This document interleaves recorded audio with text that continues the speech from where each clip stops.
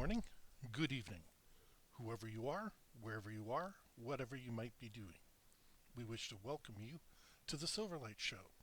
The Silverlight shines to illuminate that which lies hidden in darkness. For those of you tuning in today, we welcome you in. Well, I'm recording this on a Friday, and quite likely I'm going to have a couple beers after this. Just beer, not going to touch anything hard. And then I just started thinking about all the problems that people cause themselves over alcohol. Now, if you notice, I didn't say that alcohol causes. You have free will. You have the ability to dictate whether you pick up a bottle or whether not to touch it. Now, while I will admit alcohol is a substance that is habit forming, you always have the choice not to start the habit. We have groups like Alcoholics Anonymous, and we have drugs now that make the liquor taste bad, but even they're not even close to 100%. When you really strip back the layers on Alcoholics Anonymous, their recidivism rate is really poor. Like, well over 50% of users go back to drinking. But unfortunately, it's been around so long, it's considered an institution. So, and also, I'm going to give them their success stories. And I think any tool to help people quit something that's not positive for them, that's how I'm going to phrase it, should be made available. Because what works for me might not work for you. The reason that alcohol is fascinating for me is that humans aren't the only ones that do it. Animals and birds, which technically are the descendants of dinosaurs, although mammals are related to dinosaurs as well, so basically all animals like to nibble on things that are fermenting, mostly berries, and the reason is fermenting something gives it extra sugar. And humans have a taste for sugar. It's one of those things that goes hand in hand. The body receives sugar. You know, you've seen a tray of donuts. I mean, I hope anybody with diabetes isn't offended by this, but it's hard to have just one donut. It tastes good. It's not good for you in the least. I'll be the first to admit it. But with all that sugar in it, it's gonna taste good. Ice cream. Hot summer's day, ice cream. Anyone want to argue? No, aside from maybe lactose intolerant people. Please keep in mind this podcast is not intended to offend anybody. It's intended to express an opinion. So if we, as animals, are programmed to seek out alcoholic ingestibles, what would be the purpose? Well, Jared Diamond proposed something very interesting. In the wilds of the savannah in Africa, antelopes and gazelles frequently get chased by lions. Now, antelopes are a bit faster than lions, but lions are sneaky ambush predators. So you get this racing happening. But an antelope will pretend to lag behind, let its herd get a good head start, and then it does this kind of kick jump. Now, it doesn't kick the lion. I'm just referring to the motion of a kick, almost like a jumping kick, not connecting to the lion, and then speeds off, leaving the lion in its dust.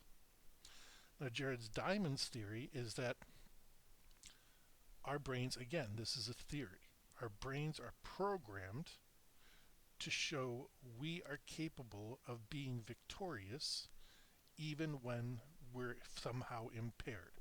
So whether it be physically, whether given a handicap, by handicap I mean like a handicap in a race, you let your opponent go a little bit early, and that's supposed to impress potential mates. We're all selfish genetic material here. We want to propagate ourselves and survive. So what he's saying makes absolute sense. And if you watch a few videos of drunk people doing stupid stuff, you can kind of see the connection because drunk people are trying to show off.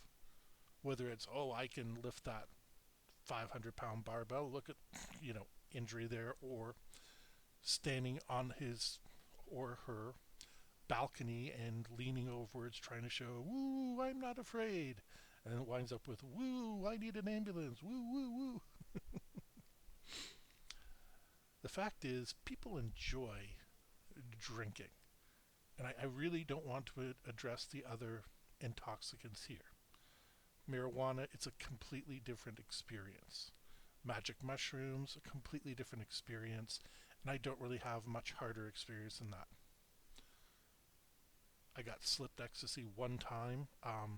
It just felt like somebody cut the wires to my brain. I couldn't think straight. And a person roofied me by accident once, and I don't remember anything of that. Lost a day or two of my life. So that's my experience. But when it comes to alcohol, I'm beyond a journeyman. I'm a master level. Now, I'm not saying that in some stupid college frat boy way. Oh yeah, I can drink anything you throw at me. No. Over the years, my body has developed a very interesting limitation. I can drink. I can go for a day, 2 days, but there's somewhere between 2 and 3 days, my body will just, it's not even a signal. I'll open a bottle of whatever. I'll have just a taste of it. My body will just say, you're done. It doesn't matter how hard you try to shove that down you're never gonna drink it. And it's not necessarily when I'm so intoxicated I can't go any further. It's just when my body has said, you're done. It's time to do something better with your life. And that's a blessing. Yeah, I can get drunk, and I'm not saying drinking doesn't get me drunk. No, I have friends and family that will attest to the opposite. I'm pretty tame in what I do when I'm drinking, and I feel bad that people have done things so horrible that they've wound up in jail just because they decide to go out and have a drink or two with their friends. Or at least I assume their intentions were good. Again, showing off. There's two competing theories. Alcohol reduces your inhibitions, which means you're going to do what you're hiding inside, is the most popular one. But there is a whisper of a theory out there that says alcohol also alters your brain chemistry, so your brain is not acting the way it normally does. Therefore, you're going to do something you didn't mean to do. Like I said, most consensus is on the first, but since we don't really have a clear picture of the mind, of the psyche, of what's actually going on inside a person's brain, it's something we're not going to solve until our technology dramatically improves and our psychiatry dramatically improves. Right now, present-day psychology is focused on behavioral psychology, which is what can be measured. Makes sense. I mean, science is based around observing and quantifying, and that's what behavioral psychology does. If we pass 110 volts electrical surge through a bunch of people at a bar in their stools, how many jump and how many don't after how many drinks? That's an experiment I'd actually like to see. I don't know whether it would get through the ethics committee, but it would be an interesting one to see at what point people stop reacting and just start complaining. Because they're still feeling it, they just don't want to jump at it, and their senses are dulled. Like I said, it would be an interesting experiment. But see, that's something you can measure. It's numbers. You can't say after how many drinks do people start thinking about being unfaithful. Wouldn't know. After how many? Well, actually, that could be quantified, but you're depending on people to be honest with you. A friend of mine did her PhD in psychology, and they do some pretty interesting experiments. I did sociology as a minor, and yeah, pretty interesting experiments were going on there. But it all had to break down into something that was measurable, because philosophy is a wonderful art, and a wonderful art to discuss after 3 or 4 scotches, but it is an art form, whereas psychiatry is a science. This will be broadcast on a Sunday, and I wonder how many people listening to this podcast are going to go to work hangover. You know, and this is the one thing, little confession about Silverlight's life. When I was younger, I was a heavy drinker. I put down 10, 12 beers a day. It was a little cheaper back then, so I could afford it, and my expenses were lower. It's not happening today. But, and I would do this for a week or two, and then have a day where I would throw up. My both orifices opened, is what I'm going to say. It was really crappy, and then went to sleep, woke up, and I was ready to go all over again. And then when I was around 30, I found out what delirium tremens was. You see, when you quit drinking suddenly after a long time of steady drinking, your body can react in such a bad way to that withdrawal that you can die. Yeah, and the irony was not lost on me. And I said, what a horrible curse no, it was in my late 20s. What a horrible curse to actually get the nerve up to quit this addiction and wind up dying from trying to cure yourself. That was my personal motivation. Like I said, it was in my late 20s. I know it was before the year 2000. Might actually be 1999 on the dot. But that's irrelevant. That was my purpose to cutting down. I still like to have a little fun on the weekends when everybody's out and doing things. But my Monday mornings are always clear. I give myself the whole Sunday or Monday or whatever my holidays allow me to clear myself up. Because I had a boss that used to come in, he used to smoke marijuana and drink wine every single day. And he was a miserable person. Just, I don't know, was the hangover? I don't think there's a marijuana hangover, but I could be very wrong. But never met a more wretched individual in my life. But at least I could point to something and say, this is why he was being such a jerk. Although I didn't use the word jerk. It's my channel, I should be able to say asshole. But I'm being nice to him at the present, I don't know why. But he was significant, well, not significant, let's just say 15, 20 years older than me. So he should have known better by then. And we all work in one way or another. My father was coming over today just to have lunch with me and stuff. So I didn't even have the motivation to drink. Because, God forbid, my dad comes over, we make something, I'm hungover.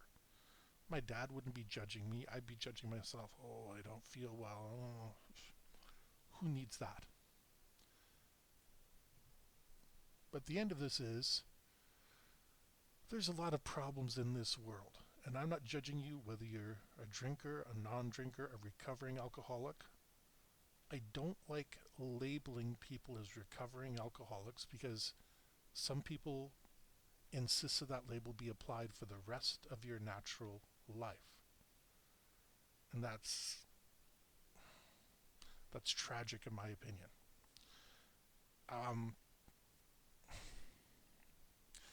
This should be an episode on its own about at what point does forgiveness happen. And if you've done something unforgivable, yeah, that stays with you, but you don't need to bear that cross for the remainder of your time on this planet. There's a time for forgiveness. And forgiveness and generosity are two things that are lost on the modern world. That's quite unfortunate.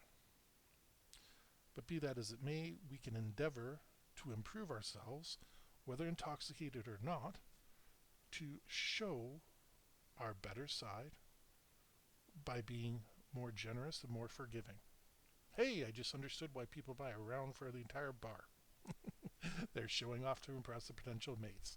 I'm sure that's not a surprise for anybody. But be that as it may, we hope you enjoyed this episode of the Silverlight Show. If you did, please like, share, because sharing is caring. Subscribe if you haven't subscribed already. Don't forget to click the notification icon down below so you can be notified every single time we release a new episode. And we hope you have a fantastic day.